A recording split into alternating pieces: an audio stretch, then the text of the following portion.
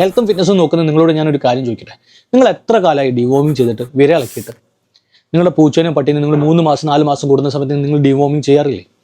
അതിനെക്കാട്ട് എത്രയോ ഇമ്പോർട്ടൻസ് ആണ് നമ്മൾ ഓരോരുത്തരും ചെയ്യാന്ന് പറയുന്നത്.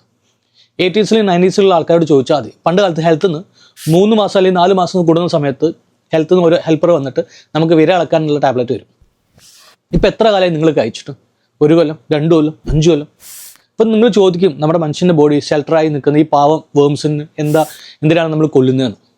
നിങ്ങൾ വിചാരിക്കുന്ന പോലെയല്ല. ഓരോ കൊല്ലം ഈ വേംസ് കാരണം ഇന്ത്യയിൽ മരണപ്പെടുന്ന ആൾക്കാരുടെ എണ്ണം കൂടിക്കൊണ്ട് വരികയാണ്. അതുമാത്രമല്ല, ഇവരെന്ന് പറയുന്നത് നമ്മുടെ ഓർഗൻസിൽ എവിടെ വേണമെങ്കിലും കയറാം. നിങ്ങളുടെ ബ്രെയിനിൽ വരാം, നിങ്ങളുടെ കണ്ണിൽ വരാം, നിങ്ങളുടെ ടെസ്റ്റിക്കിൾസ് വരാം. 10 ഫീറ്റിൻ്റെ മേലുള്ള വരകളെ മനുഷ്യരുത്തും കണ്ടെത്തുന്നുണ്ട്. അത്രമാത്രം സീരിയസ് ആയിട്ടുള്ള ഒരു കാര്യമാണ്. അതുകൊണ്ട് തന്നെ ഇന്ത്യൻ ഗവൺമെൻറ് ഇതിന് നാഷണൽ ഡിവോമിങ് ഡേ വരെ വെച്ചിട്ടുണ്ട്.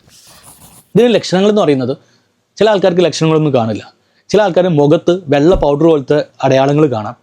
നിങ്ങളുടെ വായ നിറച്ച് ഉമിനീര് നിറയുക, ബാഡ് സ്മെല്ല് വരിക, നിങ്ങളുടെ ശരീരത്തിൽ നിറച്ച് ഇച്ചിങ് വരിക, വയർ അപ്സെറ്റ്, എല്ലാ ഫുഡിനോടും ക്രേവിങ്സ് വന്നു. ഭക്ഷണം കഴിച്ച് വയറ് നിറഞ്ഞാൽ പോലും നിങ്ങൾക്ക് വീണ്ടും വീണ്ടും ഇങ്ങനെ ഫുഡ് കഴിച്ചുകൊണ്ടിരിക്കാനുള്ള ക്രേവിങ്സ് എപ്പോഴും ഉണ്ടാകും. കുറേ കാലമായിട്ട് ഡിവോമിങ് ചെയ്യാത്ത ആൾക്കാരാണെങ്കിൽ ആൽബൻഡസോൾ 400 mg 2 കൊല്ലം 3 കൊല്ലമായിട്ട് എടുക്കാത്ത ആൾക്കാരാണെങ്കിൽ ഒരു 3 ദിവസം അടുപ്പിച്ച് നിങ്ങൾ എടുക്കണം. അല്ലെങ്കിൽ 6 മാസം 8 മാസത്തിനുള്ളിൽ എടുത്ത ആൾക്കാരാണെങ്കിൽ 3 മാസം കൂടുന്ന സമയത്ത് ഒരു ടാബ്ലറ്റ് നിങ്ങൾ ഉറങ്ങുന്നതിന് മുമ്പ് എടുത്താൽ മതി. ഈ ടാബ്ലറ്റ് എന്താ ചെയ്യുക വെച്ച് കഴിഞ്ഞാൽ, ഈ വിരകളൊക്കെ ഗ്ലൂക്കോസ് തിന്ന് ജീവിക്കുന്ന വിരകളാണ്. അപ്പോൾ ഈ ടാബ്ലറ്റ് എടുക്കുന്ന സമയത്ത് ഇതിന് ഗ്ലൂക്കോസ് അബ്സോർബ് ചെയ്യാൻ പറ്റാതിരിക്കുക, അങ്ങനെ അവർ നശിച്ചു പോവുകയാണ് ചെയ്യുക. പേഴ്സണൽ ഹൈജീനിക് എന്ന് പറയുന്നത് വളരെ ഇമ്പോർട്ടൻ്റ് ആയിട്ടുള്ള ഒരു കാര്യമാണ്.